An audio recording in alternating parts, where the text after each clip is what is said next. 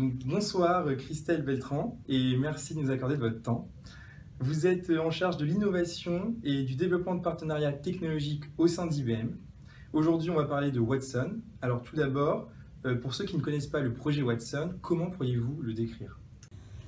Alors, quand je présente Watson, souvent la première chose que je dis, c'est Watson n'existe pas.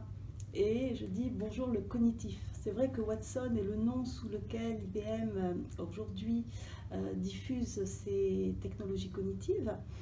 Watson, à l'origine, effectivement, c'était un projet, dans le sens où c'était un projet de recherche qui a impliqué la plupart des laboratoires d'IBM dans le monde, puisqu'il a fallu travailler sur des technologies extrêmement pointues qu'on connaissait déjà, comme les statistiques, la gestion de règles, mais aussi sur d'autres technologies plus pointues, comme le machine learning et les évolutions de ce machine learning, comme ce qu'on appelle l'intelligence artificielle, avec tout ce qu'on peut vouloir mettre dedans, et toute une série, encore il y a à peu près une cinquantaine de technologies qui sous-tendent tout ce que l'on peut faire aujourd'hui sous le nom de Watson avec les technologies cognitives.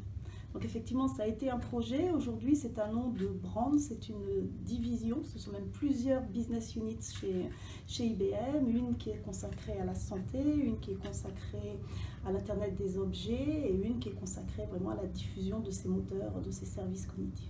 D'accord. Alors justement, qu'est-ce que peut apporter Watson aux entreprises? Que peut apporter? Ça, c'est une large question. Watson se positionne, ou le cognitif, se positionne dans la démarche des entreprises aujourd'hui de transformation numérique, la transformation digitale ou la transformation numérique, qui amène à recentrer beaucoup des activités sur la connaissance des personnes. La connaissance de la personne, c'est pas la connaissance de l'employé, c'est la connaissance de ses clients, c'est la connaissance de ses utilisateurs, c'est la connaissance de ses compétiteurs, c'est une connaissance qui est plus intime et qui nécessite donc de nouvelles technologies pour pouvoir justement arriver à connaître et à interagir de façon optimisée avec ces personnes. Donc on est dans cette démarche-là, ça touche absolument tous les secteurs d'industrie, tous les types de métiers.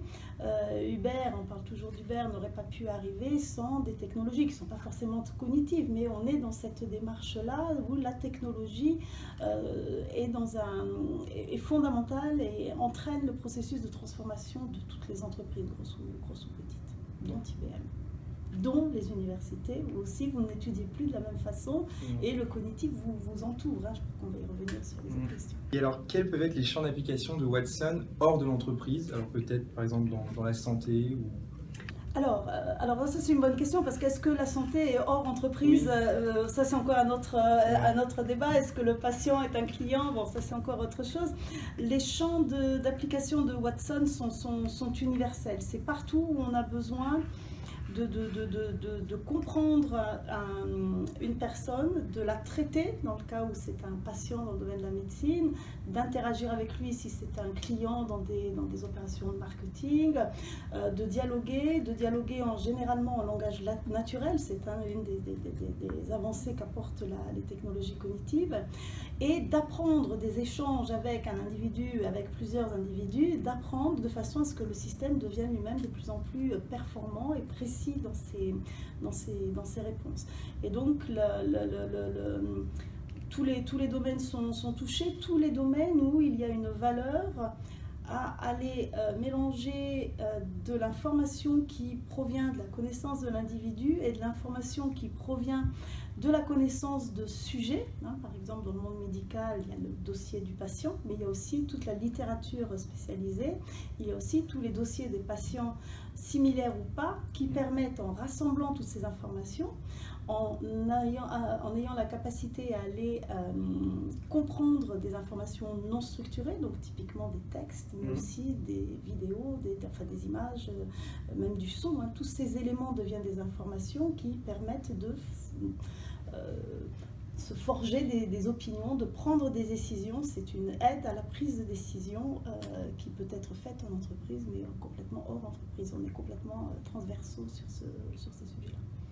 Et on en a beaucoup entendu parler. En février 2011, Watson participait et remportait le jeu Jeopardy. Donc, est-ce qu'il est envisageable justement que l'intelligence artificielle, alors pourquoi pas Watson, devienne suffisamment autonome pour penser par lui-même?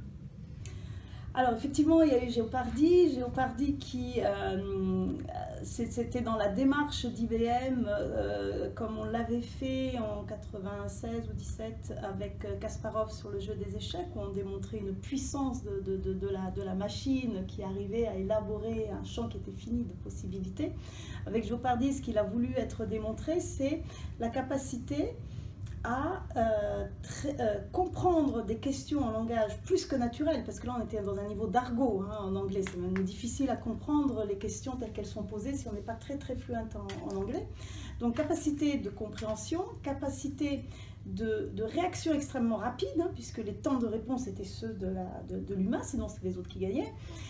Et capacité à aller chercher dans un corpus, alors je ne sais pas si vous le savez, mais c'est tout Wikipédia principalement qui avait été absorbé par Watson à cette occasion-là, aller chercher de l'information, des liens entre de l'information pour se faire une opinion et exprimer cette opinion et le degré de confiance associé à cette opinion. Alors, est-ce que ça, c'est une démarche qui est autonome ou pas?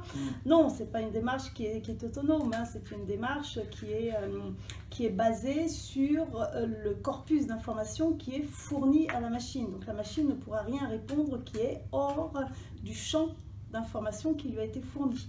Alors c'est qu'un élément de réponse, là il y a des débats de grands hommes sur le sujet, mais en tant qu'élément de réponse déjà on ne peut l'intelligence ne s'applique que sur le champ d'information qui lui a été fourni.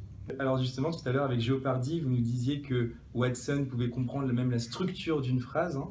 Est-ce que Watson peut rire d'une blague qu'on lui fait, à supposer que la blague soit drôle bien sûr? Ah oui, alors c'est intéressant comme question parce que ça permet d'introduire les supports qu'on utilise pour les intelligences artificielles et notamment un type de support qui est qui est la robotique humanoïde.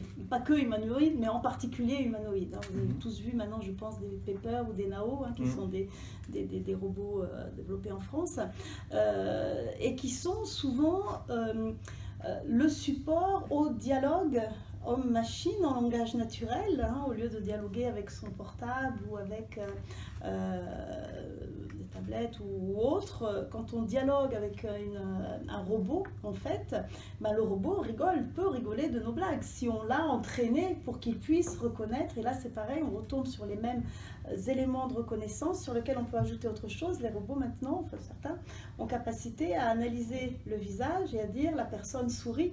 Donc le robot reconnaît que je souris et pourrait décider de sourire ou de rire aussi.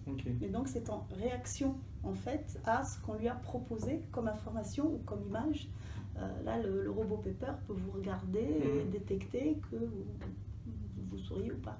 Ok, donc là finalement le robot adopte une posture très humaine dans cette interaction un peu mimétique. Il adopte une attitude que je dirais empathique. D'accord. Il s'adapte alors il s'adapte à deux choses, il s'adapte à ce qu'il perçoit de vous, la perception étant physique, c'est une image, c'est un ton, et il s'adapte à ce qu'on lui a demandé de faire en fonction de cette situation.